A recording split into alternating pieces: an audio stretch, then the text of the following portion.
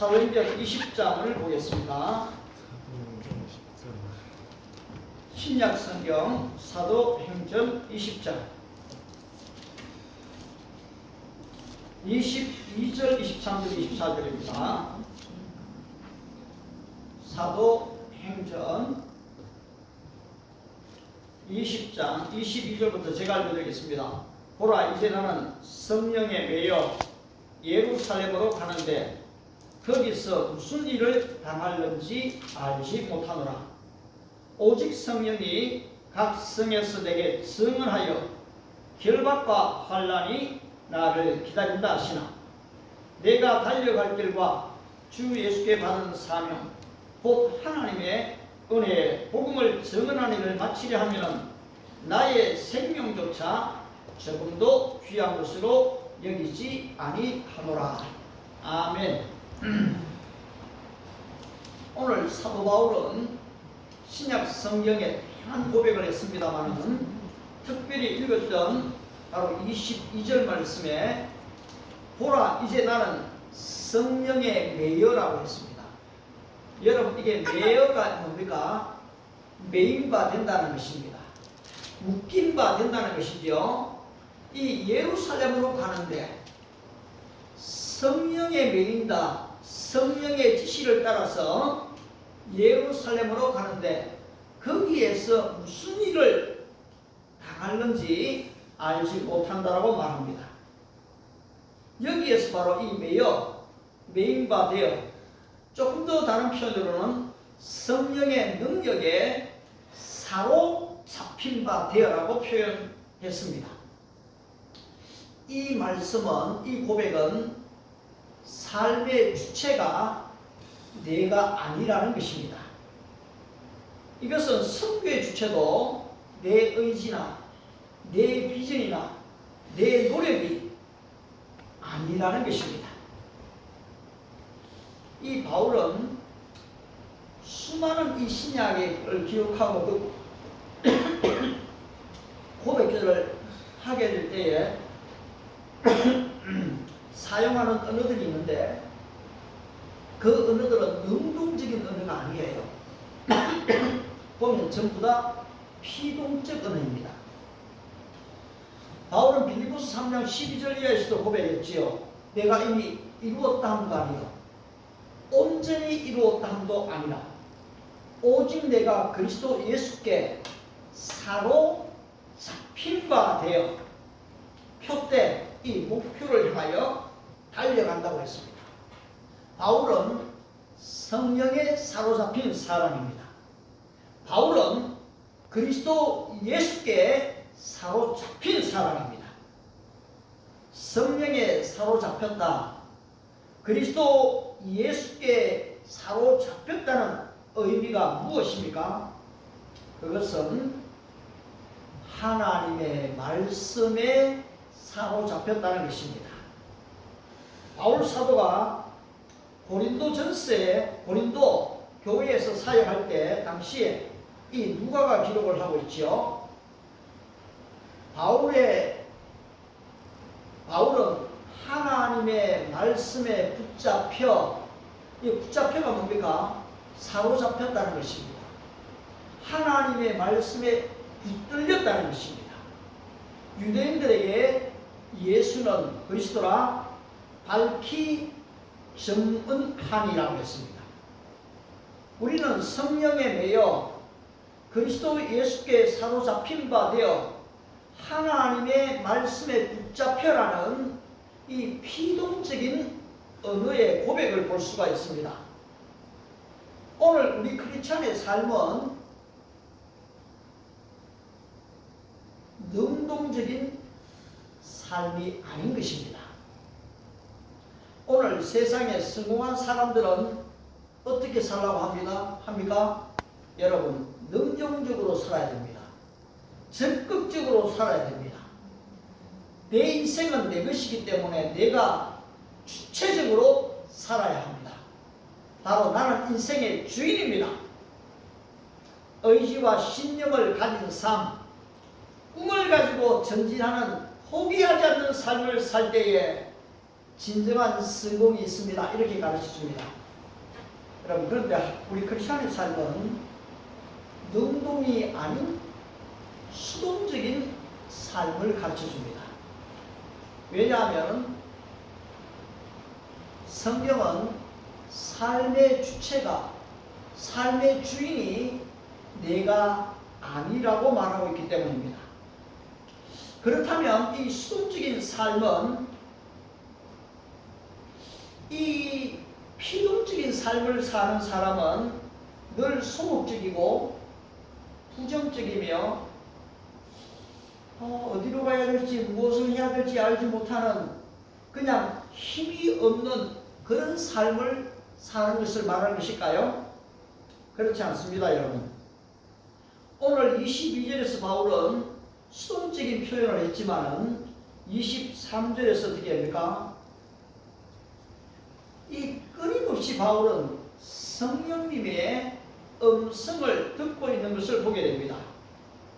오직 성령이 각 성에서 그가 전도하는 모든 도시, 성읍 안에서 증언하여 자기에게 말했다는 것이요, 결박과 환난이 나를 기다리고 있다는 것을 가르쳐 주었다라고 말합니다. 성령의 매인바된 삶은 성령과 끊임없이 이 대화하는 삶입니다. 바울은 내가 성령 안에서 무시로 시간에 구애받지 않고 순간순간 이 성령님과 대화, 기도한다고 했습니다. 피동적인 삶을 사는 사람보다 적극적이고 능동적 삶을 살 수 있는 것은 성령과의 이 대화를 통해 미리 일어날 일들을 알 수가 있다는 것입니다. 아니, 적극적이도 아닌데 피동적으로 사는데 어떻게 내가 이 성령께서 보여주시는 이 미래를 알 수가 있겠습니까? 그것은 우리 주님께서 성령이 우리에게 오시게 되면 미래에 일어날 일들에 대해서 우리에게 보여준다고 했습니다. 우리 지난 현재가 요한복음 16장 13절을 한번 찾아보시길 바랍니다. 요한복음 16장 13절입니다. 거기에 뭐라고 나와 있는가 하니까, 그러나 진리의 성령이 오시면 그가 너희를 모든 진리 가운데로 인도하시니 그가 스스로 말하지 않고 오직 듣는 것을 말하며 무엇을요? 장래 일을 너희에게 알리시리라. 여러분, 이것은 놀라운 일입니다. 아울러 누가는 사도행전 2장 17절에서 어떻게 합니까? 하나님이 말씀하시기를 말세 내가 내 영 성령이죠, 이 성령을 모든 육체에 부어주니 너희 자녀는 예언할 것이요 너희 젊은 환상을 보고 너희 늙은 꿈을 꾸리라. 뭡니까? 성령이 오시면 이 비전이 보인다는 것입니다. 성령이 오시면 내가 무엇을 하고 내가 어디로 가며 미래에 어떻게 되어질지를 바로 이 성령은 보이신다는 것입니다. 사랑하는 성도 여러분, 왜 우리 교회를 오면 늘 성령 충만을 강조하는 것일까요?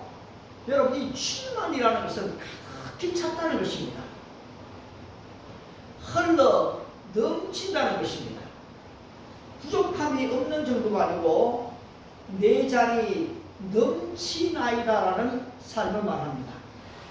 성령 충만은 성령에 매이고 성령에 사로잡힌 삶입니다.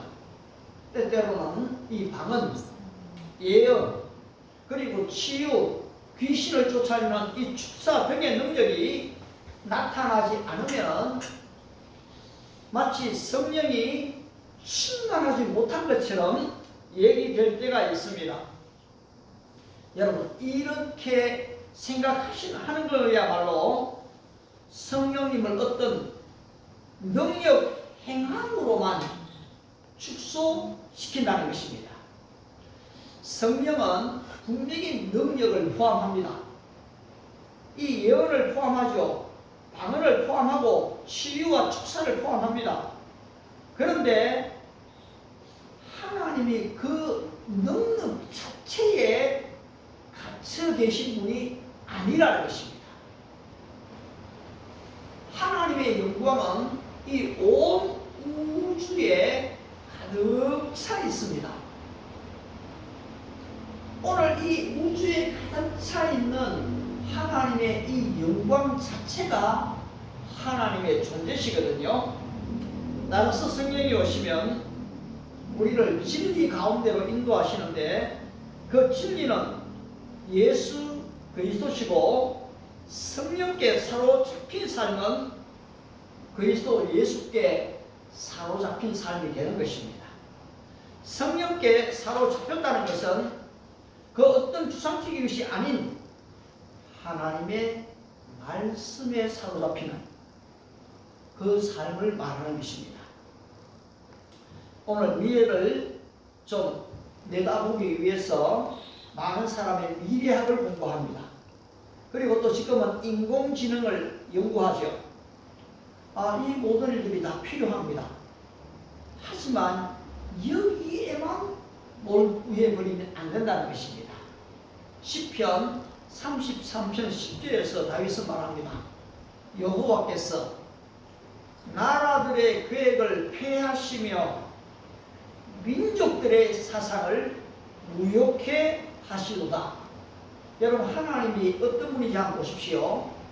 나라들마다 계획을 가지고 있습니다. 한번 지금 이 우크라이나를 공격해야 되겠다. 이 계획을 러시아가 가질 수가 있지요. 그런데 어떻습니까? 성공하고 있습니까? 이 계획이 지금 1년 6개월이 지나도 제대로 이루어지지 않고 있습니다. 아울러서 18세기 말에는 인본주의와 과학 기술의 발달이 극에 달하면서 더 이상 신이 필요 없는 시대, 신이 죽었다는 시대를 말했습니다. 하지만 1, 2차 세계대전으로 말미암아 이 종교는 더욱 활성화되어졌습니다. 이 스티브 잡스의 이 스마트폰이 개발되었어요. 여러분 어떻습니까?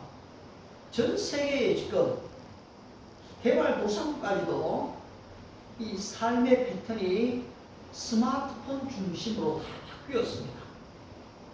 이 샘 알트만에 의해서 이 오픈 AI, 챗 GPT가 오늘 우리들의 삶을 엄청나게 바꿔주고 있습니다. 따라서 이러한 과학기술이 발달이 되면 스마트폰은 필요하지만 종교는 필요 없다. 하나님은 필요 없는 것처럼 말하는 시대가 되어져 버렸습니다. 여러분, 과연 그런 것일까요? 인생은 풀과 같고 그 모든 영광, 그 모든 번영과 이 과학은 그 발전은 풀의 꽃과 같은 것입니다. 풀은 마르고 꽃은 떨어지지만 하나님의 말씀은 영원합니다. 사도 바울이 성령님을 통해서 이 미래를 내다보았습니다만은, 그런데 오늘 여러분, 이 성령님이 보여주는 이 미래가 그렇게 밝고 소망적인 미래입니까? 이 바울이 닥칠 미래가 어떻다라고 오늘 기록하고 있습니까? 예루살렘에 도착하게 되면은 마치 이강인이 인천공항에 온 것처럼 수많은 팬덤들이 나와서 박수를 치고 환영한다고 했습니까? 아니었어요. 여기 오늘 보면은 23절에 성령이 각성에서 내게 증언하여 이르기를 결박과 환난이 나를 기다리고 있다라고 얘기했습니다. 이 배에서 내리자마자, 공항에서 내리자마자 범죄자가 감옥으로 연행이 되는 것처럼 오늘 바울은 너는 예루살렘에 가게 되면 감옥에 갇히게 된다. 이걸 성령님이 알려줬다는 것입니다. 여러분, 그렇다면 성령은 보이지 않는데 이 성령님이 바울에게 그렇게 말했다는 것을 바울은 어떻게 알 수가 있었던 것일까요? 사도행전 21장 4절에 보시게 되면은 이 바울의 감동을 받은 제자들이 있습니다. 그런데 이 제자들이 기도하다가 성령의 감동을 받았어요. 그래서 이들이 이제 바울이 지금 오는 곳으로 이동을 했습니다. 그리고서는 아이고, 사도 바울 선생님, 우리가 기도하는 중에 성령의 감동을 받았습니다. 바울 선생님께서 예루살렘에 가시게 되면은 성령의 감동으로 우리에게 이 감옥으로 간다, 바울 선생님이 결박을 당한다, 이런 지금 그 예언을 우리가 받았습니다. 바울 선생님이 가지 마십시오, 그렇게 얘기합니다. 여러분, 성령님이 나에게 하셨는가 안 하셨는가는 자기 혼자의 주관적인 판단만은 이해하기가 어렵습니다. 그런데 성경에서는 항상 두세 정의를 이야기하게 되거든요. 따라서 이제 이 제자들이 그렇게 증언했으니까 이거는 성령님의 증언이 맞죠. 그런데 또 한 가지 더, 전도자 빌립의 집에 아가보라고 하는 한 선지자가 찾아왔습니다. 그리고서는 그는 시침과 교육을 이야기합니다. 바울의 허리띠를 지금 가지고 와서 자기 손과 이 발을 직접 묶었습니다. 시침과 교육을 했죠. 그리고 말합니다. 성령이 제게 말씀하셨습니다. 바울 선생님이 예루살렘에 가시게 되면은 바로 이 바울 선생님을 유대인들이 결박을 하고 그리고 이방인들에게 넘겨주겠다고 말했습니다. 바울 선생님, 가지 마십시오. 그것도 말만 한 게 아니고 사도행전 우리 또 좀 21장을 좀 찾아보시고요. 지난 제가 4절 5절을 보시게 되면은 거기에 울면서 부탁을 했습니다. 여러분, 그냥 말만 하면은 이게 말인 줄 압니다. 그런데 어떻습니까? 그들이 얼마나 간절했으면 울면서 그렇게 얘기를 합니까? 이 바울의 예루살렘 행을 말았습니다. 그런데 하나님의 말씀에 사로잡힌 바울의 대답이 무엇입니까? 여러분, 이것은 너무나 놀랍습니다. 여러분이 어찌하여 울어 내 마음을 상하게 합니까? 나는 주 예수의 이름을 위하여 결박당하는 것뿐 아니라 예루살렘에서 죽을 것도 각오하였습니다. 여러분, 울지 마십시오. 여러분이 성령의 감동을 받은 건 나도 이해합니다. 나도 이미 성령께서 내게 말씀해 주셨습니다. 그런데 이걸 다 알면서 어떻게 합니까? 사도행전 20장 24절의 고백이 오늘 사도 바울의 사명적인 결단인 것입니다. 20장 24절에 어떻게 고백합니까? 내가 달려갈 길과 주 예수께 받은 사명, 그 하나님의 은혜에 복음을 전하는 일을 마치려 하면은 나의 생명조차, 나의 시간을 말할 것도 없습니다. 나의 물질도 말할 것도 없어요. 나의 몸도 말할 것도 없습니다. 나의 생명조차 조금도 귀한 것으로 여기지 아니하노라. 여러분, 자신의 목숨을 아끼지 않고 소리같이 내어놓은 이 삶이 수동적인, 피동적인 삶입니까? 이것이야말로 긍정적이고 적극적인, 이 극단적 적극적인 삶입니다. 그렇습니다. 성령님의 진정한 목소리는 이 바울의 이 내면, 그 바울 마음 안을 울렸습니다. 진정한 긍정적인 삶, 진정한 적극적인 삶은 성령이 충만할 때, 내가 그리스도 예수께 사로잡힐 때, 하나님의 말씀에 붙들림바 되어질 바로 그때에 이런 삶이 나타난다는 것입니다. 한국 교회뿐만 아니라 세계 교회 어디든지 복음이 전파되어지는 곳에는 적지 않은 이 고난과 역경, 이 감옥에 가는 것과 이 순교가 뒤따라 왔습니다. 그렇다면 하나님의 목적이 복을 주신다는 것이었는데 왜 하나님은 이런 고통을 전도자들에게, 이 선교사들에게 주는 것일까요? 오늘 사도 바울은 젊은 디모데 목회자에게 뭐라고 얘기합니까? 디모데야, 내가 복음과 함께 복을 받으라 이렇게 얘기 안 하고 복음과 함께 고난을 받으라고 했습니다. 여러분, 오늘 성공을 추구하고 행복을 추구해가는 이 현대인들에게 이 고난을 얘기한다면 누가 목회자가 되고 누가 그리스도를 따르려고 하겠습니까?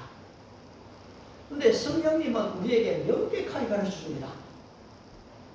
믿음으로 어떤 이들은 더 좋은 부활을 얻고자 하여 심한 고문을 받되 구차히 풀려나기를 원하지 않았으며, 어떤 이들은 조롱과 채찍뿐 아니라 결박과 옥에 갇히는 시련도 받았으며, 어떤 이들은 돌로 쳐 죽임과 톱으로, 여러분, 이 생사람을 지금 자르는 일입니다.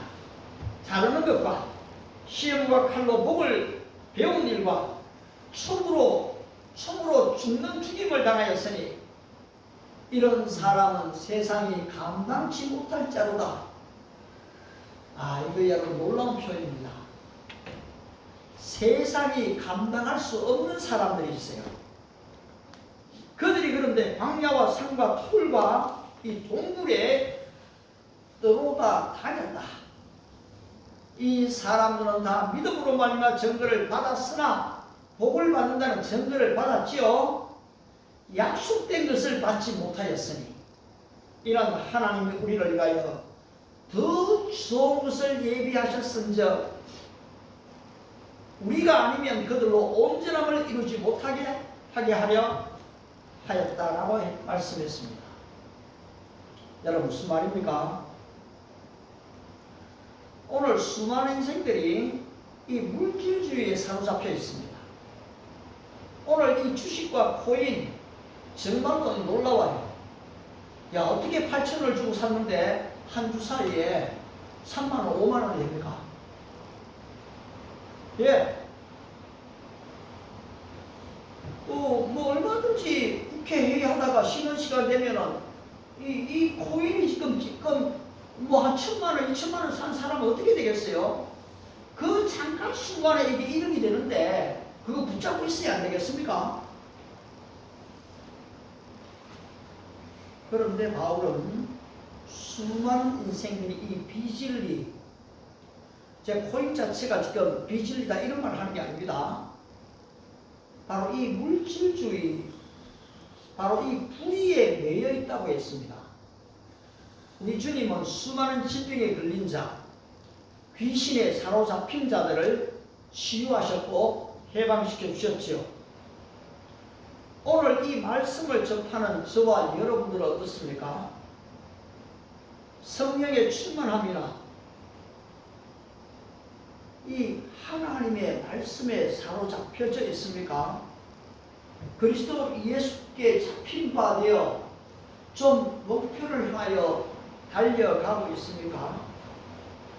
하나님의 말씀을 내 마음속에 새기고 어쨌든 시간 순간순간 그 말씀대로 살려고 좀 애를 쓰고 있습니까? 오늘 이 현 세대만 바라보고 오늘 내가 살아가는 이 현재만 바라보고 성령님이 가르쳐주는 이 미래를 놓치고 있지는 않습니까? 오소서 진리의 성령님, 이 땅 흔들며 임하소서. 거짓과 탐욕, 죄악에 바로 우리가 물들어 있습니다. 은혜의 성령님 우리에게 오시옵소서. 정말로 이 하늘을 가르면서 오순절 성령처럼 그 우리에게 좀 와주십시오. 거룩한 불꽃이 훌훌 좀 타는 그런 은혜를 주시기를 원합니다. 오늘 이 복음 성가가 있습니다만은 그렇습니다. 우리는 이 성령을 사모하면서 동시에 어떻습니까? 어서 돌아오, 어서 돌아오. 체직마저 아파도 주님의 손으로 때리시고 때로는 어루만져 주시지요. 밤마다 문 열어놓고 나간 자식 돌아오기를 기다리시는 주님이십니다. 오늘 저와 여러분들이 이 분단을 가져야 됩니다. 내 힘으로, 내 의지로, 내 지식으로, 내 경험으로 목표를 향하여 적극적인 삶을 살려고 하는 것이 아니고 성령이 임하니까, 성령 충만이 주어지니까 내가 그 말씀에 사로잡힌 바 되어서 이 극단적, 바로 적극적 삶을 살 수가 있게 된다는 것입니다. 하나님의 사랑의 줄은 끊임이 없습니다, 여러분. 사도 바울이 이 하나님의 사랑의 줄에 매인 바 되어졌기 때문에 그는 오늘 예루살렘에 가는 것을 두려워하지 않는 것입니다. 결박되는 것, 감옥에 가는 것, 죽는 것을 두려워하지 않는 것입니다. 오늘 21세기 이 현대 속에서 믿음을 지킨다는 것이 쉽지가 않습니다. 그러나 오늘 하나님의 말씀에 사로잡힌 바 된 사람들은 오늘 현재 고난을, 내 인생이 닥쳐오는 역경을 순교를 위해서 내 삶을 드리는 것을 조금도 주저하지 않는 것입니다. 오늘 이와 같은 은혜와 축복이 우리 모두에게 함께 하시기를 바랍니다. 기도하겠습니다. 살아계신